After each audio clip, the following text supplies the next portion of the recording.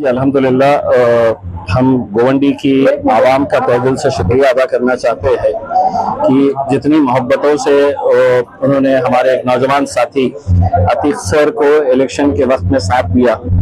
42,000 vote हासिल करना कोई मामूली बात नहीं है और वो भी महज 15-16 दिनों के पीरियड में ही। तो हम बहुत दिनों से सोच रहे थे कि गोवंडी की आवाम के पास जाना, उनका शुक्रिया अदा करना। और अतीक सर भी बहुत पीछे लगे हुए थे, एडवोकेट अस्मा भी मेरे पास आई थी और ये जितने भी जिम्मेदारान हैं मजलिस के, उनकी सबकी ख्वाहिश थी कि हमने आके यहाँ पर आवाम से मुखातिब हो। और आज अल्हम्दुलिल्लाह यहाँ का मंजर देखने के बाद समझ में आया है कि यहाँ पर मजलिस को चाहने वाले, बैरिस्टर असदुद्दीन अवैसी साहब से मोहब्बत करने वाले कितने लोग हैं।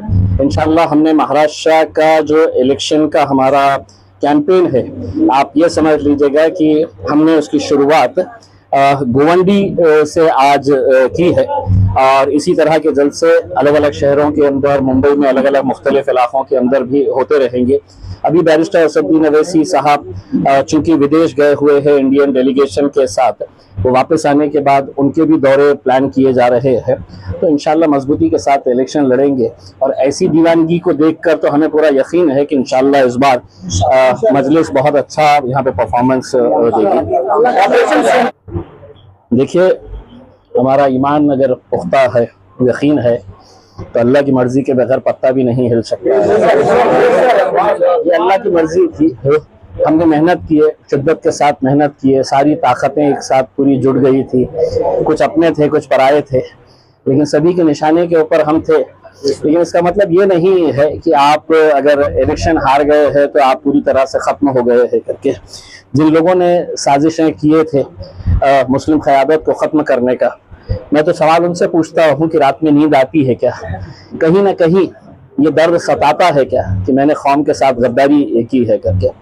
और इन गद्दारों की लिस्ट के अंदर वो शख्स भी शामिल है जिसको मैं बड़ी इज्जत की नज़र से देखता था, लेकिन इलेक्शन के वक्त जिस तरीके की सौदेबाजी हुई और कौम को धोखा पहुंचाया गया, कौम को बेचा गया, तो उसके बाद से आपका नज़रिया बदल जाता है।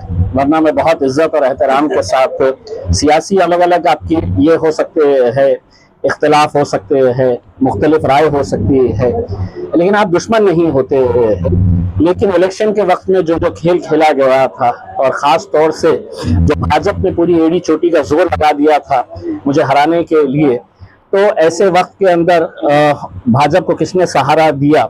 मैं समझ सकता हूँ कि इलेक्शन लड़े, हर एक को लड़ने का इख्तियार है, लेकिन एक शख्स 52,000 वोट ले रहा है, 90,000 वोट ले रहा है और दूसरा शख्स हराने के लिए जो खड़ा किया जाता है उससे सिर्फ 5,000 वोट मिलते हैं और जीत और हार का फैसला महज 2,000 वोटों का होता है। तो आपको समझ लीजिएगा कि आप कितने हजारों लाखों लोगों के आंसुओं का सबब बने हैं।